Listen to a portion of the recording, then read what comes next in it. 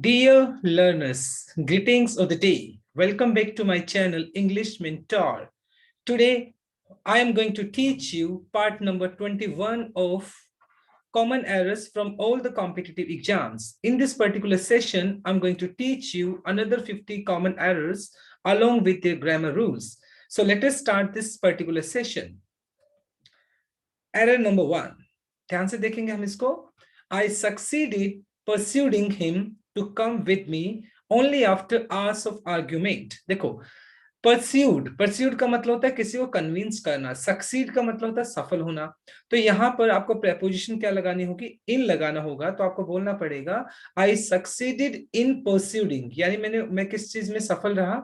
उसको कन्विंस करने में. So I succeeded in persuading him is the correct answer. Next example देखेंगे हम. Vermin does much harm to crops. देखिए, vermin जो होता है ये होता है इंसेक्ट्स. मतलब वर्मिन जो होता है वो सिंगुलर भी वर्मिन होता है, प्लूरल भी आपका वर्मिन ही होता है. तो इंसेक्ट्स जो होते हैं उनको वर्मिन बोल देते हैं हम. और जब आपका सब्जेक्ट अगर आपका प्लूरल है तो आपका वर्ब भी प्लूरल होना चाहिए. तो यहाँ पर डू आ जाएगा, ना कि डज. राइट. नेक्स्ट एग्जांपल देखते हैं. If the farmer got a washing machine, his wife can do the laundry quickly. अगर आप सेंटेंस को ध्यान से देखें तो got आपका यानी पास्ट का सेंटेंस है, लेकिन सेकंड वाला क्लोज है वो अपने प्रेजेंट में दिया, which is incorrect. What should be the correct answer? तो यहाँ पे can की बजाय हमें क्या करना पड़ेगा? could यूज करना पड़ेगा. राइट. अब नेक्स्ट स्लाइड पे मूव करते हैं. नेक्स्ट क्वेश्चन पे. They had often heard about the ship they have to travel on. देखो, हैड के बाद आपने V3 लगा लिया, पास्ट परफेक्ट का स्ट्रक्चर आपने फॉलो कर लिया. And they have to travel on. Have to generally आप यूज कर लेते हो जब आप कंपल्शन को बताते हैं. तो इस सेंटेंस में कोई एरर नहीं है. तो part number 4 is the correct answer. he had no sooner seen one continent when he saw another. देखिए, no sooner के साथ आपका देन का कॉम्बिनेशन होता है, ना कि वेन का. तो यहाँ पे वेन नहीं लगेगा, बल्कि क्या लगेगा? देन लगेगा. THAN लगेगा. नो सूनर के साथ आप देन का कॉम्बिनेशन फॉलो करते हैं. हार्डली और स्कार्सली के साथ हम वेन का कॉम्बिनेशन फॉलो करते हैं. राइट. नेक्स्ट सेंटेंस देखते हैं. Can I have a loaf of bread and a jam jar. देखिए, लोफ का मतलब क्या होता है? टुकड़ा. पीस कह सकते हो, अ पीस ऑफ ब्रेड बोल सकते हो जिसको आप. Jam jar. तो यहाँ पर आपने देखो, यहाँ पे जार किसके लिए यूज किया आपने? आर्टिकल अ आ जाएगा जार के लिए. तो यहाँ पर अ जैम जार की बजाय क्या होना चाहिए? A jar of jam. A jar of jam. तो सेम केस में लिखेंगे आप. देखो, अ लोफ ऑफ ब्रेड लिखा है, तो यहाँ पर भी क्या आना चाहिए? A jar of jam is the correct answer. Now that I'm back at work, I have beginning to feel much better. See, my dear student, have जो जनरली होता है वो अपने साथ V3 लेकर चलता है. तो आपने तो यहाँ पे V1 प्लस ING लगाया हुआ है, विच इज इनकरेक्ट. तो आपको have के बाद begin का जो थर्ड फॉर्म होता है वो begun होता है. BUGUN, BEGUN, begun होगा. This is the correct answer. Let's move on to our next slide. देखें. The artist plainly better critic than painter destroy what he made over 10 years. देखो, make over का जो मतलब होता है, मेक ओवर का मतलब होता है किसी चीज को ट्रांसफॉर्म करना. राइट. चेंज करना कंप्लीटली. तो यहाँ पर जो सेंटेंस है ट्रांसफॉर्म की सेंस में नहीं है, बल्कि क्या हो गया? जो उसने 10 सालों से किया था उसको डिस्ट्रॉय कर दिया. तो यहाँ पे जो ओवर दिया गया वो विच इज इनकरेक्ट. होना क्या चाहिए था? then painter destroyed what he made for 10 years. What he made for 10 years, जो उसने 10 सालों से बनाया था उसको डिस्ट्रॉय कर दिया. तो मेक ओवर का तो मतलब होता है ट्रांसफर करना, ट्रांसफॉर्म करना, which is incorrect over here. He ought not have done such a filthy thing. Filthy का मतलब होता है बहुत ही ज्यादा गंदा, नेस्टी टाइप की कोई चीज होती है, उसको हम filthy बोल देते हैं. अब ध्यान से देखो, ought to जनरली आप सजेशन देने के लिए ought to का यूज कर लेते हैं. तो यहाँ पे ought to आ गया. अब सेंटेंस में आपने नेगेटिव भी यूज किया, ought not, फिर इसके बाद आपको टू लगाना पड़ेगा. तो यहाँ पर आपको टू ऐड करना पड़ेगा फर्स्ट पार्ट में. He ought not to have done such a filthy things, जिसका मतलब होता है उसको ऐसा नहीं करना चाहिए था. The reason for his failure is because he did not work hard. देखिए, जब आपको कोई सेंटेंस द रीजन या रीजन वाई के साथ स्टार्ट होता है, तो आपका जो कंजक्शन होता है बीच में वो आपका बिकॉज नहीं बल्कि दैट लेकर चलता है. क्या लेकर चलता है? दैट लेकर चलेगा. तो यहाँ पर होना क्या चाहिए? The reason for his failure is that he did not work hard is the correct answer. I have reached the office before the rain started. देखिए ये सेंटेंस आपका है पास्ट परफेक्ट का। पास्ट परफेक्ट में बिफोर से पहले वाला जो क्लोज होता है वो आपका हैड प्लस थर्ड फॉर्म में यूज कर लेते हैं। तो यहाँ पर तो आपने प्रेजेंट परफेक्ट यूज किया जो कि इनकरेक्ट है, तो यहाँ पर क्या आना चाहिए, हैड प्लस थर्ड फॉर्म हो जाएगा, हैड रीच्ड आ जाएगा। और बिफोर के बाद वाला जो सेंटेंस होता है V2 में आता है, तो यहाँ पे देखो V2 भी लगाया आपने, राइट। नेक्स्ट सेंटेंस देखते हैं, a large consignment of books are expected. देखो अ लार्ज कंसाइनमेंट, अगर मैं बात करूं अ लार्ज कंसाइनमेंट, ये आपका एक सिंगुलर सब्जेक्ट है, ये सिंगुलर सब्जेक्ट है। अगर आपका सिंगुलर सब्जेक्ट हो तो वर्ब भी सिंगुलर होनी चाहिए, तो इज एक्सपेक्टेड आ जाएगा आपका।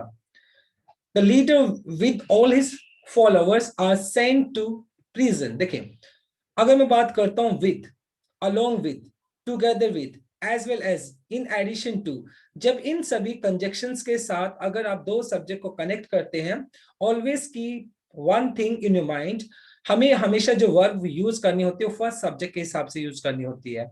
अब यहाँ पे फर्स्ट सब्जेक्ट आपका द लीडर जो कि सिंगुलर है, तो इसलिए यहाँ पे पहली बात तो आर नहीं आएगा, या तो आएगा यहाँ पे इज या आएगा यहाँ पे वॉज, राइट। अगर मैं बात करता हूं, वैसे भी ये सेंटेंस आपका पास्ट का है तो यहाँ पर वॉज लगना चाहिए। और सेंट, यहाँ पे सेंड नहीं आएगा बल्कि सेंट आएगा। क्यों आएगा, क्योंकि ये पैसिव स्ट्रक्चर है, तो होना क्या चाहिए, the leader with all his followers was sent to prison is the correct answer. Next example देखते हैं, do you know whom the next speaker is। देखें अगर मैं बात करता हूं जनरली whom किसके प्लेस पे आता है, whom आता है आपका ऑब्जेक्ट के प्लेस पे, राइट। और जो अगर मैं बात करता हूँ हु जो होता है वो सब्जेक्ट के प्लेस पे आता है, राइट। अगर मैं बात करता हूँ हु के बाद जनरली आप क्या यूज करते हो, हु के बाद आप क्या यूज कर लेते हैं, हु के बाद आप जनरली वर्ब का यूज कर लेते हैं, राइट। अगर मैं बात करता हूं तो देखो do you know whom the next speaker is, whom the next speaker is नहीं बल्कि क्या होना चाहिए, who the next speaker is। तो यहाँ पर whom नहीं आना चाहिए, क्या आना चाहिए, who आना चाहिए, राइट, क्योंकि आपको सब्जेक्ट रिक्वायर्ड है। who the next speaker is the correct answer। Example देखते हैं, he is having an attack for fever every day for the last few days। देखें हैविंग जो जनरली आप यूज करते हैं जब आप इटेबल की बात करते हो, खाने पीने की जब बात करते हैं तब आप यूज कर लेते हो, इटेबल वगैरह के लिए आप यूज कर लेते हैं हैविंग। लेकिन जनरली जब आप किसी चीज का पोजीशन या ऑनरशिप को दिखाते हैं तो वहां पर हम हैविंग यूज नहीं करते, बल्कि हम क्या यूज कर लेते हैं, या तो हैज यूज करते हैं या हैव यूज करते हैं प्रेजेंट में। पास्ट में हम इसको हैड यूज कर लेते हैं। अगर आप सेंटेंस को ध्यान से देखें, ही इज हैविंग नहीं आएगा बल्कि क्या आना चाहिए, he has an he is की बजाय क्या हो जाएगा, he has an attack हो जाना चाहिए। he has an attack is the correct answer। according to scientists there are a lot of answers about it। देखो आंसर्स के बाद जनरली आप मतलब इसके लिए आप अबाउट यूज नहीं करते बल्कि टू यूज करते हैं। क्या यूज करते हैं, टू। देखो according to the scientist there are lot of answers to it, lot of answers to it is the correct answer. They are coming straight to our direction. देखो coming straight to नहीं बल्कि coming straight इन आएगा, क्या आना चाहिए, वो हमारी direction में आ रहे हैं बिल्कुल। They are coming straight in our direction is the correct answer. Next example देख लेते हैं हम, द बिल्डिंग कोलैप्स्ड। कोलैप्स्ड का मतलब होता है किसी चीज का ढह जाना। At the afternoon at about 4 o'clock। देखिए जब आप बात करते हो एक स्पेसिफिक टाइम पीरियड को बताते हैं तो वहां पर आप एट यूज नहीं करेंगे बल्कि क्या यूज करेंगे, इन द आफ्टरनून हो जाएगा। Considering the gravity of the problems, an early reply has expected। देखो अगर सेंटेंस को ग्रेविटी का अगर बात करें सीरियसनेस को, अगर हम इस प्रॉब्लम की सीरियसनेस को देखें तो क्या है, एक अर्ली रिप्लाई क्या है, एक्सपेक्ट किया जाता है। तो एक्सपेक्ट किया जाता है तो यहाँ पर पैसिव स्ट्रक्चर फॉलो करना चाहिए, तो क्या होना चाहिए, is expected is the correct answer. Early reply is expected is the correct answer. The statement यहाँ पर एक न्यूज़पेपर का नाम है। The statement has the larger circulation of all English dailies. Dailies का मतलब यहाँ पे न्यूज़पेपर हो गया, बहुत सारे न्यूज़पेपर में जो स्टेटमेंट है उसका सर्कुलेशन बहुत ज्यादा है।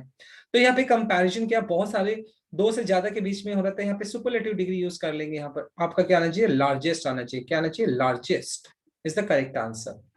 आई एम वेरी एनेक्सियस। एनेक्सियस का मतलब था वरीड होना। To know how are you and your mother are doing. देखें अगर हम सेंटेंस को ध्यान से देखें तो लास्ट में कोई क्वेश्चन मार्क नहीं है, ये कोई पर्टिकुलर आपका इंटेरोगेटिव क्वेश्चन नहीं है, तो इसलिए आपको हाउ आर यू नहीं बल्कि क्या होना चाहिए, हाउ यू आर होना चाहिए, how you are is the correct answer. Next example पे चलते हैं। Why you copying your homework from someone else? अगर सेंटेंस को ध्यान से देखें तो आपका इंटेरोगेटिव स्ट्रक्चर हो गया। तो इंटेरोगेटिव स्ट्रक्चर में क्या होता है, WH के बाद आपका क्या आ जाता है, हेल्पिंग वर्ब आती है जिससे आप क्वेश्चन पुट करते हो। अब ये क्वेश्चन जो है आपका वो प्रेजेंट का है, तो इसलिए वजह से आपका क्या हो जाएगा, वाई यू नहीं बल्कि क्या आना चाहिए, वाई आर यू होना चाहिए। क्या होना चाहिए, why are you copying your homework is the correct answer. There is few minutes, so there is few time for preparation. देखो टाइम जो होता है वो अनकाउंटेबल होता है, तो इसलिए आप यहाँ पे फ्यू नहीं आएगा, या तो यहाँ पर आएगा आपका लिटिल कि आपके पास बहुत सारा बहुत कम टाइम है, या आप कह सकते हो मच मतलब आपके पास काफी टाइम है। तो लिटिल आपका क्या हो गया, लिटिल आपका एक अनकाउंटेबल नाउन हो गया, और अनकाउंटेबल नाउन के साथ हमें या तो लिटिल या मच डिटरमिनर यूज करना होगा। तो हम बोल सकते हैं there is little time for preparation, yeah, there is much time for preparation is the correct answer. All my hope were duped and I was plunged into deep sorrow. Plunge का मतलब कहीं ना कहीं sink into, डूब जाना, right? तो कहीं ना कहीं all my hope, देखो all आपका प्लूरल यूज करेंगे हम क्योंकि hope आपका काउंटेबल नाउन है, तो इसलिए all my hopes is the correct answer, right? I enjoy to read books. देखो इंजॉय जो होता है वो अपने साथ जीरन लेकर चलता है, ना कि इंफिनिटिव, तो यहाँ पर टू नहीं आएगा बल्कि क्या होना चाहिए, I enjoy reading is the correct answer. Variety is spice of life. देखो स्पाइस ऑफ लाइफ, किस स्पाइस की बात करो, जिंदगी की स्पाइस की बात कर रहे हैं, तो स्पेसिफिक हो गया, तो यहाँ पर द स्पाइस ऑफ लाइफ आना चाहिए क्योंकि आर्टिकल द भी यूज करना पड़ेगा आपको। Neither of the scout leader know how to trap wild animals or how to prepare them for mounting। देखें अगर आप सेंटेंस को ध्यान से देखें तो नीदर और नोर का कॉम्बिनेशन होता है, लेकिन आपने यहाँ तो और लगाया जो कि इनकरेक्ट है, तो यहाँ पर क्या आना चाहिए, नोर आना चाहिए। क्या आना चाहिए, नोर, नीदर नोर। नेक्स्ट एग्जांपल देखते हैं। The job for drawing water from the village well is usually carried out by the women and young girls. देखो जॉब फॉर नहीं होता, जॉब ऑफ, पानी निकालने का जो जॉब है, जो पानी निकालने का जो काम है जनरली या वुमेन या जो यंग लड़कियां होती है उनका होता है विलेजेस के अंदर, तो the job of drawing water आना चाहिए। I remember him as someone who was a lot nicer than circumstances warranted। अगर सेंटेंस को ध्यान से देखें, I remember him ये ठीक है प्रेजेंट इंडेफिनाइट है। someone अगर मैं बात करूं यहाँ पे रिलेटिव प्रोनाउन हो गया, यस आप सॉरी हु आपका रिलेटिव प्रोनाउन हो गया, someone आपका एंटीसीडेंट हो गया, वर आपकी एंटीसीडेंट के हिसाब से यूज होते हैं तो was यूज कर लिया आपने, देन सर्कमस्टेंसेस वारंटेड ये भी ठीक है, तो इस पर्टिकुलर सेंटेंस में कोई एरर नहीं है, नो एरर हो जाएगा। Several days passed before Jeff worked over enough courage to return to the house। देखिए वर्क ओवर का जो मीनिंग होता है ना, जब आप किसी को क्या करते हो, अटैक करते हो या किसी को हिट करते हो, इसके लिए यूज किया जाता है वर्क ओवर। लेकिन आप जब बात करते हो वर्क अप की बात करते हो, तो इसका मतलब होता है कि आप बहुत ज्यादा एफर्ट्स लगाते हो किसी चीज को इंप्रूव करने के लिए, तो वहां पे वर्क अप यूज कर लेते हैं। तो देखो यहाँ अगर मैं बात करता हूँ several days past before Jeff worked over enough courage to return to the house, तो मतलब कहीं ना कहीं एफर्ट्स करने के सेंस में है, तो यहाँ पर ओवर नहीं बल्कि क्या आना चाहिए, वर्कड अप होना चाहिए। तो वर्क के साथ क्या लगा देंगे, हम अप लगा देंगे। I could sorry could she site, site का मतलब होता है किसी चीज को जोर से बोलना, किसी चीज को आप जब बहुत स्ट्रांगली बोलते हैं। Any president in support for her case, any president in support of her case आएगा, फॉर केस नहीं, ऑफ हर केस, मतलब उसके केस की बात करें, किसके केस की बात, of her case, for her case नहीं, of her case is the correct answer. The general manager of industry has felt that there's no use of discussing about the problem with the laborers. Now, please try and understand कि जो discuss जो होता है वो किसी के साथ ही होता है. So, in this particular sentence, about has been used as superfluous. यहाँ पे जो about यूज हुआ वो एक superfluous की तरह यूज हुआ है क्योंकि discuss का जो मीनिंग होता है वो किसी से बातचीत करना ही होता है. तो यहाँ पर about यहाँ पे incorrect हो गया. She inquired from the stranger who was he and what he wanted from her। अगर आप सेंटेंस को ध्यान से देखें तो आपका जो फर्स्ट क्लॉज यानी कि ये जो है आपका आपकी जो रिपोर्टिंग वर्ब है वो पास्ट के अंदर है, राइट। और ये जो सेंटेंस है ये आपका इनडायरेक्ट स्पीच के अंदर हु के बाद।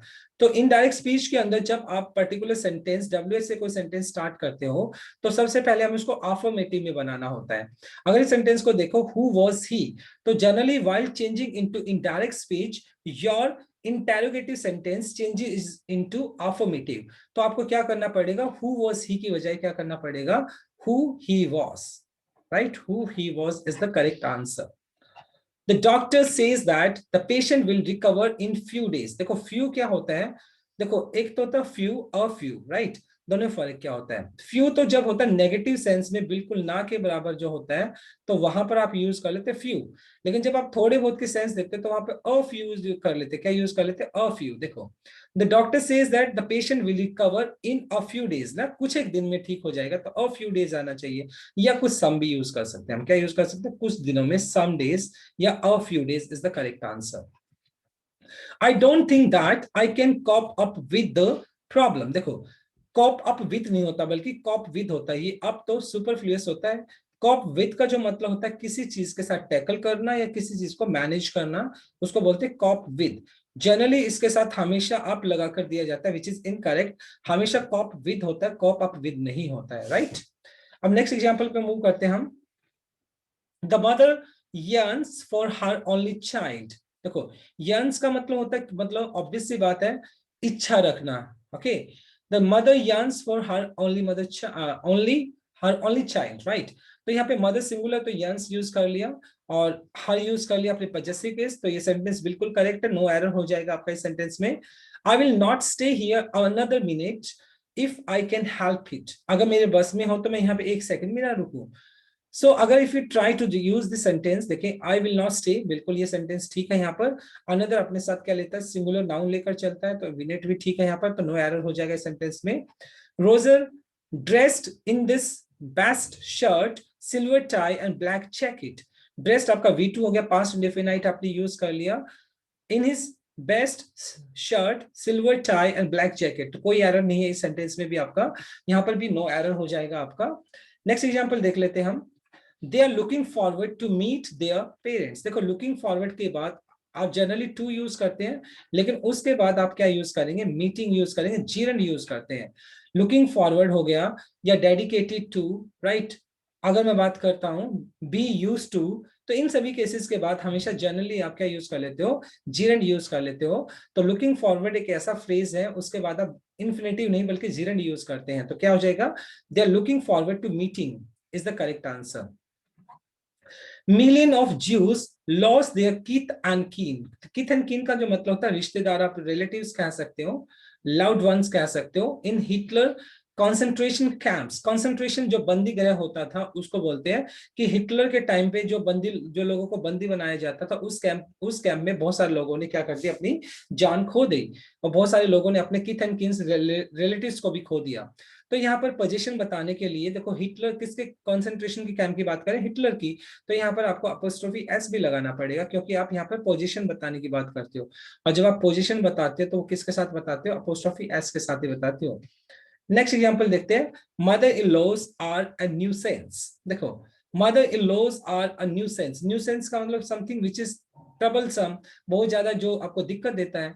तो यहाँ पर अगर मैं बात करता हूँ, यहाँ पे आर है, तो जब अगर मैं बात करूं तो इसको प्लूरल बनाने के लिए लॉज को प्लूरल नहीं बनाना पड़ेगा, बल्कि आपको क्या करना पड़ेगा, मदर्स इन लॉ होगा।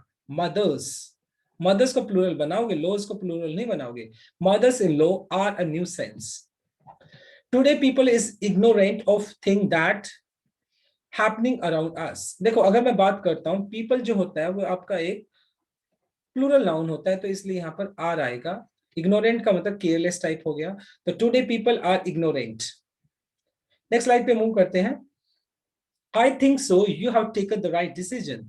देखो आई थिंक सो, यहाँ पे सो जो है वो इनकरेक्ट है। इस सेंटेंस को बनाने के लिए जनरली या तो आई थिंक के बाद आप दैट का यूज करते हैं, या आप दैट वगैरह नहीं बल्कि सीधा भी आप इसको यूज कर सकते हैं। तो इस सेंटेंस को करेक्ट करने के दो ही तरीके, सो को तो आपको हटाना पड़ेगा। I think that, I think that you have taken the right decision is the correct answer, या आप दैट भी ना लगाएं, सीधा भी सेंटेंस बोल सकते हैं, I think you have taken the right decision is the correct answer, तो यहाँ पर आप सो नहीं लगाएंगे। When Albert stayed at African jungle, he chose to put up with many inconveniences such as wild animals and poisonous insects. Put up with का मतलब होता है किसी चीज को बर्दाश्त करना। अब देखो जंगल जो है वो अपने साथ एट नहीं बल्कि इन लेकर चलता, तो यहाँ पर क्या होना चाहिए, इन आ जाएगा। When Albert stayed in the African jungle is the correct answer. I recall your I recall you telling the story of the seven witches, but I cannot remember where or when. देखो, अगर मैं बात करता हूँ telling यहाँ पर use किया है, एक जीरेंट की तरह आपने यूज किया। V1 प्लस ING को जब आप एक नाउन की तरह यूज कर लेते हैं तो उसको हम क्या बोलते हैं, जीरेंट बोलते हैं। और जीरेंट से पहले यानी नाउन से पहले आपका एडजेक्टिव का प्लेस होता है। तो एडजेक्टिव का प्लेस क्या होता है, यू तो आपका सब्जेक्ट हो गया, यू का जो ऑब्जेक्टिव प्लेस, यू का जो सब्जेक्ट, अगर मैं यू के एडजेक्टिव की बात करता हूं तो यू का जो एडजेक्टिव होता है वो योर होता है। क्या होता है, योर होता है। तो यहाँ पर क्या होना चाहिए, योर टेलिंग होना चाहिए, क्योंकि टेलिंग आपका हो गया नाउन यानी जीरेंट हो गया, जीरेंट से पहले आपका एडजेक्टिव का प्लेस होता है, तो ये आपका पजेसिव एडजेक्टिव हो गया। योर आपका एक पजेसिव एडजेक्टिव हो गया। अगर यहाँ पे होता है योर्स, योर्स आपका होता है पजेसिव प्रोनाउन। तो हमें तो यहाँ क्योंकि नाउन दिया तो हमें यहाँ पे यूज करना पड़ेगा योर, क्योंकि पजेसिव एडजेक्टिव आएगा यहाँ पर। अब तो यहाँ पर क्या आ जाएगा, आई रिकॉल योर टेलिंग आ जाएगा। I was surprised when the hostess smiled as if she saw me before. देखो पास्ट सेंटेंस में बिफोर से पहले आपको पास्ट परफेक्ट यूज करना पड़ता है और वहां पर आपको had plus third form use करनी पड़ती है। तो यहाँ पर अगर सेंटेंस देखो तो आपने सो यूज किया विच इज इनकरेक्ट, तो होना क्या चाहिए, had seen is the correct answer, क्योंकि बिफोर से पहले आपको पास्ट परफेक्ट में had plus third form use करनी पड़ती है। Each one of his sisters were hard working. देखो ये आपका डिस्ट्रीब्यूटिव प्रोनाउन हो गया। डिस्ट्रीब्यूटिव प्रोनाउन के बाद यानी ईच और वन ऑफ के बाद आने वाला नाउन या प्रोनाउन है वो प्लूरल होगा। तो यहाँ पे तो सिस्टर्स आपने ठीक यूज किया है, लेकिन वर्ब तो आप ईच के हिसाब से यूज करोगे तो ईच सिंगुलर होता है, इसलिए यहाँ पे वर्ब नहीं बल्कि वॉज आ जाएगा। क्या आ जाएगा, was.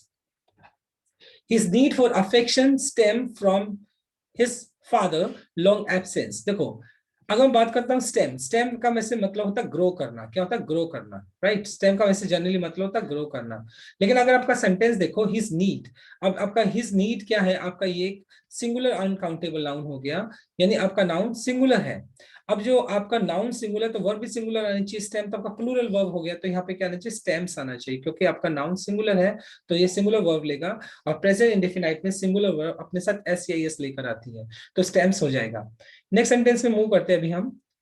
Due to his negligence, negligence का मतलब something which you which you simply ignore या केयरलेस तरीके की बात कर सकते हैं हम। ड्यू टू हिज केयरलेसनेस या due to his negligence he failed in the examination, क्योंकि उसका केयरलेस एटीट्यूड की वजह से वो एग्जाम में फेल हो गया। तो यहाँ पे आपने V2 यूज कर लिया, ड्यू हमेशा अपने साथ टू लेकर चलता है, ये भी सेंटेंस ठीक है, तो नो एरर हो जाएगा। लास्ट एग्जाम्पल देख लेते हैं। Ramesh is smarter enough to get selected for this post without any recommendation. Recommendation का मतलब जब कोई चीज आपको कोई लोग अपना नाम देते हैं और कहते हैं कि मेरा नाम वहां पे ड्रॉप कर देना, रिकमेंड कर देते हैं कि वहां जाके मेरा मतलब मेरा नाम बोल देना, तो रिकमेंडेशन वहां पर होता है। अब देखो इनफ जो होता है, इनफ अपने साथ एडजेक्टिव लेकर चलता है, ठीक है। स्मार्टर यहाँ पे एडजेक्टिव तो है, लेकिन यहाँ पर इनफ अपने साथ पॉजिटिव डिग्री को लेकर चलता है, ना कि कंपैरेटिव को। तो यहाँ पे स्मार्टर नहीं आएगा, बल्कि क्या नहीं चाहिए, स्मार्ट इनफ आना चाहिए, क्योंकि इनफ अपने साथ पॉजिटिव डिग्री लेकर चलता है, तो यहाँ पे स्मार्ट इनफ हो जाएगा, ना कि smarter enough, right. So this is all about from this particular video. Thanks for watching it. Please do like, share, comment, and subscribe to my channel. So tomorrow I'll come with another video. Till then, bye-bye. Take care and have a nice day.